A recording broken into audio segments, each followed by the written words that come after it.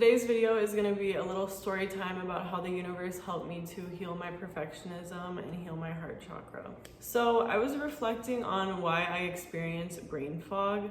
I don't really experience brain fog much anymore. I used to have it all the time, but now it's more rare, but I still do get it sometimes. And I realized that I think I get it when I want to make a good impression, or when I want to come off a certain way, or when I care about what I'm saying and how it comes out. And I'm like trying too hard to be a certain way, if that makes sense. And so I was reflecting on why I experience brain fog, and I asked the universe, why do I experience brain fog? And the answer that I got was that it comes from the desire to be perfect. And so then I asked the universe to help me heal my perfectionism.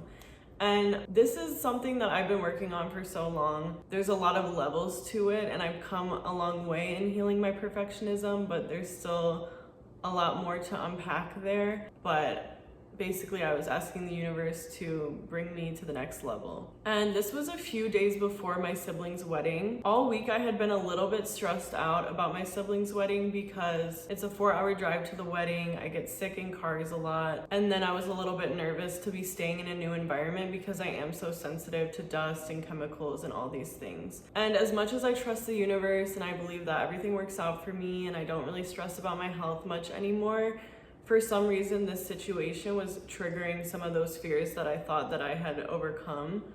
I think that family events are a big trigger for me because I've spent so many family events feeling really sick, feeling really out of it, feeling weird, feeling like I'm not the best version of myself.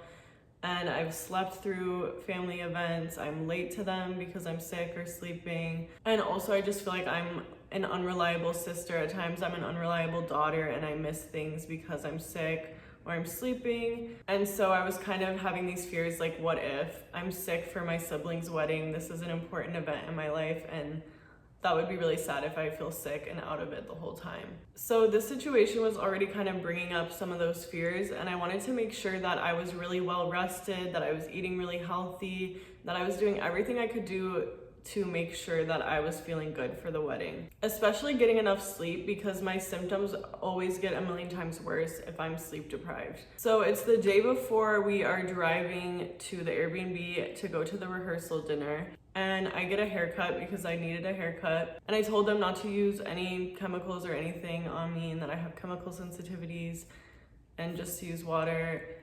And I'm only in there for like 10 minutes, but I guess just like the chemicals from the salon, and they were also burning a candle. But by the time I left the salon, I was nauseous, I had a headache, I was just feeling really weird, and I could tell that I was reacting to whatever chemicals I had been exposed to. And that lasted for like a few hours. I felt kind of weird, felt like my body was like exposed to toxins, and it's a feeling that I've become familiar with, but that I haven't had in a while. And then I dyed my hair, and I've dyed my hair a few times and not had any issues with it before.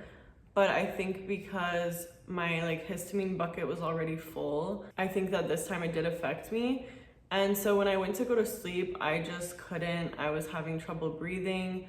My symptoms always get worse in bed for some reason. I don't know if it's like the dust or what it is exactly. But when I was trying to go to sleep, I could tell that I was having some type of reaction to something, and my histamine bucket was full and it was harder to breathe.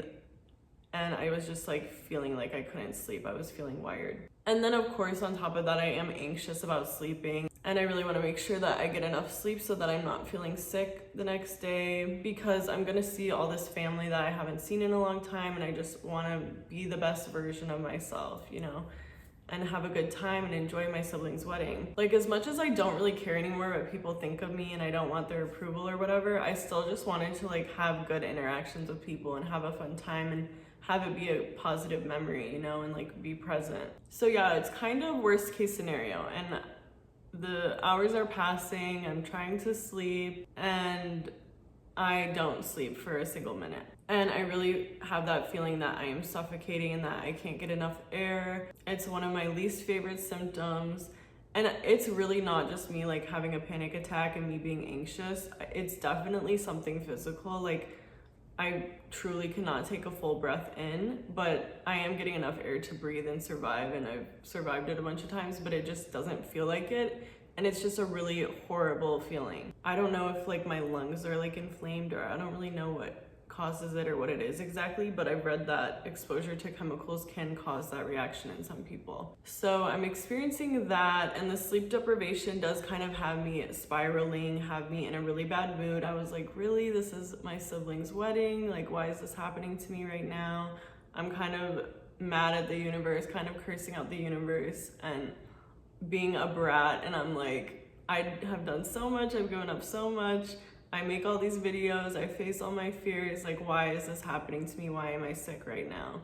And I'm kind of salty about it in a way that I'm not usually. Like, normally I try to see the bright side, and I believe everything's working in my favor, and I'm very grateful to the universe, but I was really in a bad mood. I was suffocating, it felt awful, and I was really mad at the universe, honestly, and just letting myself feel that and letting myself kind of feel that fear, even though I knew that, you know, maybe everything's gonna work out and be fine, and I really do trust that, and that keeps happening in my life where I get scared because I don't sleep enough or whatever, and then everything turns out fine and I end up being healthy. I still just let myself feel that fear and that grief and be upset, and I just like embraced how I felt instead of trying to push it away. And then I went outside to go meditate to try to feel better, and I just started reflecting on all the times in my life that have been ruined by my symptoms, and all the family events that I've missed or that I've been out of it for and that I felt horrible at, or all the jobs that I couldn't keep because I didn't have the energy, all the fights I got in because of my sleep schedule, because I'm unreliable because of my symptoms. And I just was thinking about all these things in my life that my symptoms and my chronic illness and my insomnia have affected negatively. And I started crying in this park about all of it. And I felt all that grief. And then I just came to this place of understanding that everything is perfect. And I've always been exactly who I'm meant to be. And I was never meant to work a normal job. I was never meant to be healthy. Like, I'm meant to have a chronic illness. I'm meant to make these videos. I'm meant to help other people through this. And everything in my life has always been perfect, and I've always been exactly who I'm meant to be. And it was never a negative thing, and it was never a bad thing, and there's actually nothing for me to be grieving. And so yeah, I just came to this place of understanding that actually everything in my life is beautiful and perfect and always has been, and I'm exactly who I'm meant to be, and I'm supposed to have a chronic illness, and it's not a bad thing. And I was never meant to work a normal job. I was never meant to be able to work a 40-hour work week, and that's totally fine, because that's just not what I was meant to do anyway, and it's not a bad thing that I'm not able to do that, even though now I probably could, honestly. But yeah, so my grief kind of transmuted into this realization that everything is perfect, everything is what it's meant to be, which is how we heal the heart chakra. The heart chakra is blocked by grief, and when you heal your heart chakra, you come to this knowing and this understanding that everything is perfect, everything is equal, there is no good and bad. We label things with our ego, with our human mind, but everything is perfect and there is no ranking. It's the same thing if you're like grieving how a certain person shows up, like if someone is immature in a certain way, or they're addicted to something, or you're just grieving how a person is acting and how they're not reaching their full potential and they're not the embodiment of love. You would heal that in the same way by understanding that everyone is what they're meant to be. Everything is equal. You don't know what their journey looks like. You don't know how it's gonna end, but everything is what it's meant to be. And it's like me from 5 years ago, being sick, failing my classes, not able to work, my life falling apart. Of course, that's sad. That seems like a really dark situation. It seems like a bad thing. But now that I'm where I'm at now, I can see it as a positive thing and realize that that was a good thing.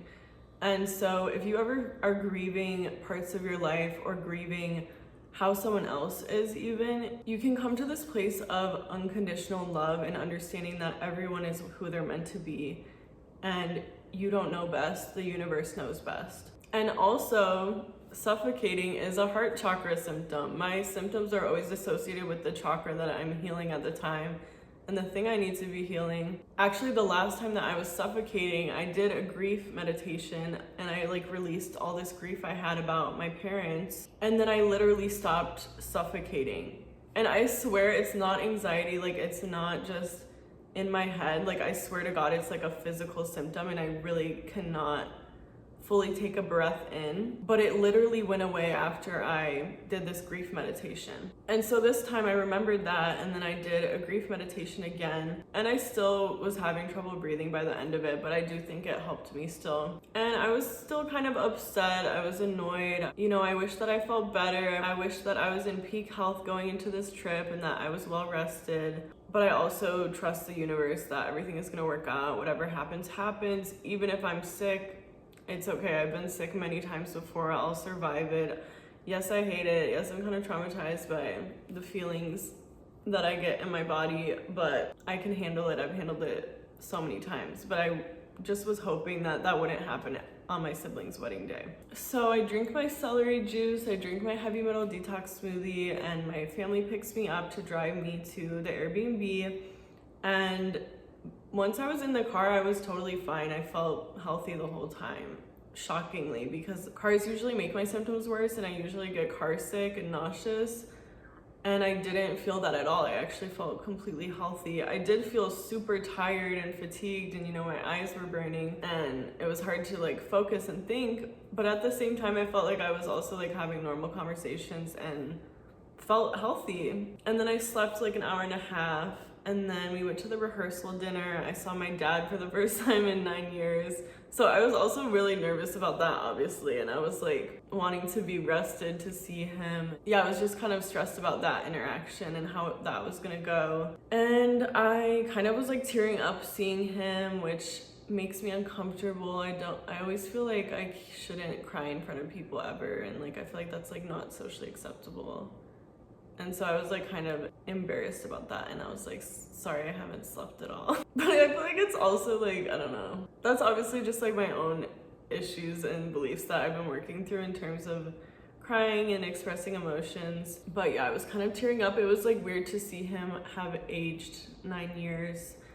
And for a long time, I felt a lot of guilt about not talking to him for so long. And it was like something that was really painful to me to think about always. And he would like text me on my birthdays and I would cry. And it was something I always tried to like push out of my mind, like thinking about him or thinking about my childhood. But in the past year, as I've been doing all this healing, I no longer felt that way at all. I could think about anything and be happy. I always felt at peace. Like, it didn't hurt me to think about him anymore. But there's still a part of me that, you know, like feels bad for him. And I imagine like if I was him and my family kind of stopped talking to me, and I still like feel bad for him and have empathy, you know, but it doesn't like pain me to think about, and I don't really feel guilt about it anymore. But yeah, so I saw him on no hours of sleep, or I guess 1 hour of sleep, because I napped in the car, and everything was fine. It wasn't ideal, but it was fine, it was good. And then I saw my cousins who I haven't seen in like 10 years.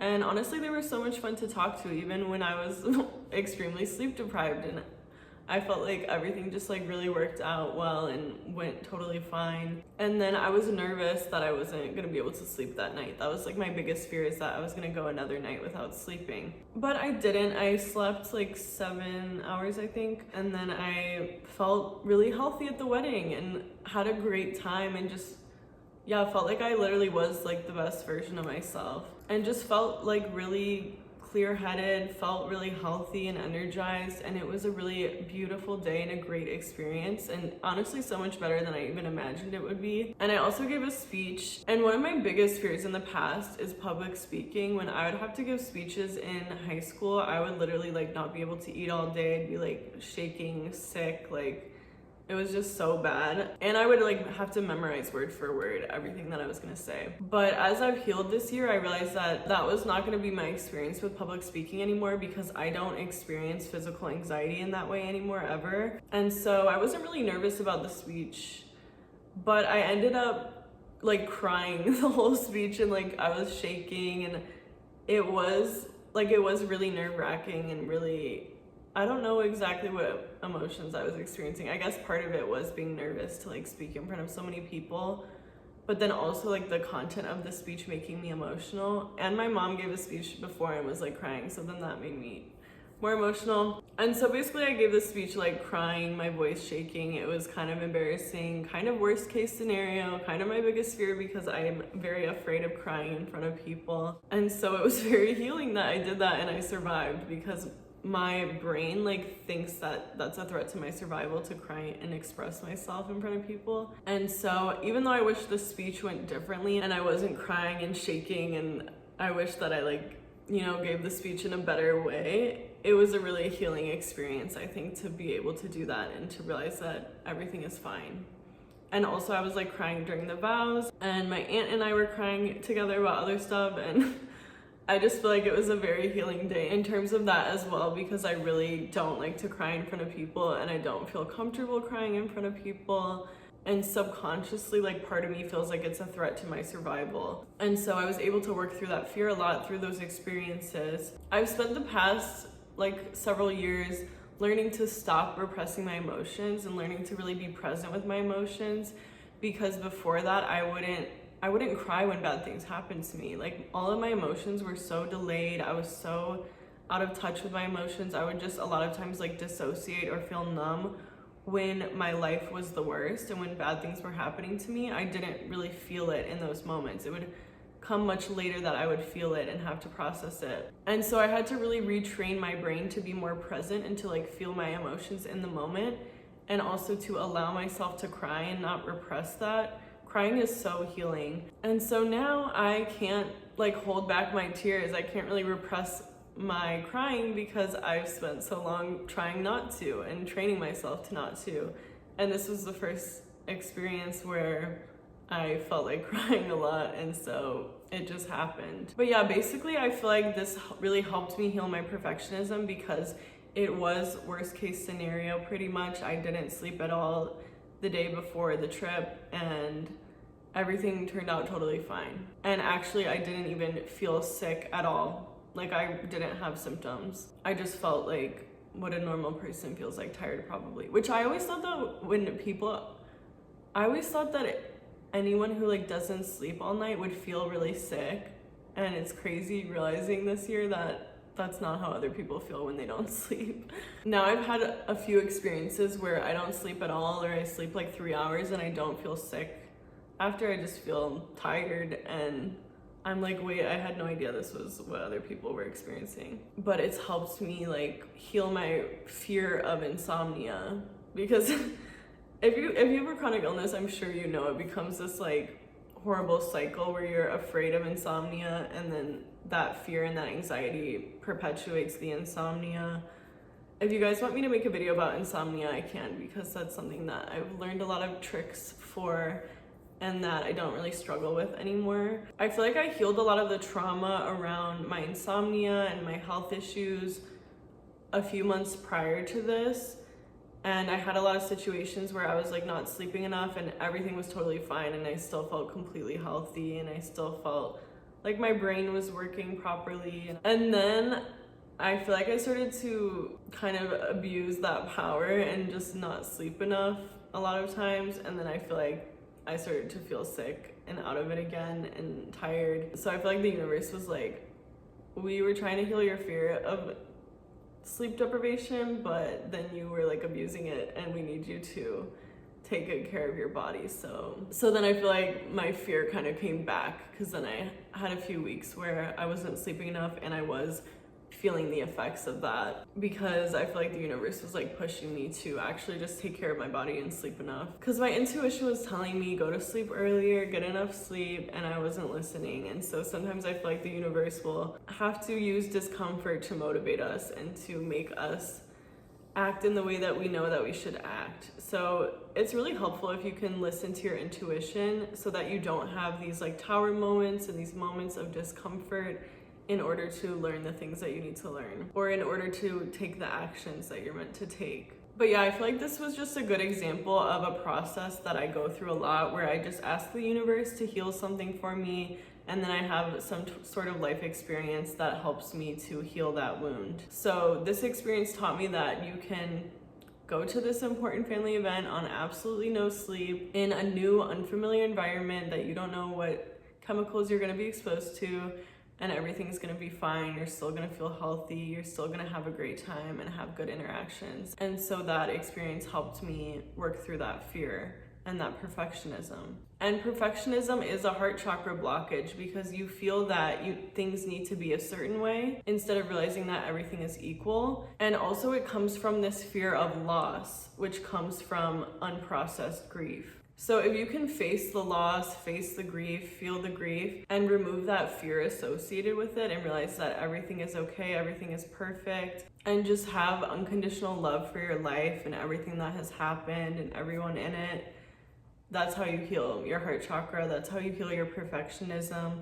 That's how you heal your grief. And also it's interesting because perfectionism can lead to chronic illness, but also chronic illness really triggers that perfectionism wound, because when you have a chronic illness, you're never perfect. You're sick a lot of the time. You have brain fog. You have symptoms that are affecting the way that you're showing up and interacting with people and affecting the things that you're able to do and the person that you're able to be.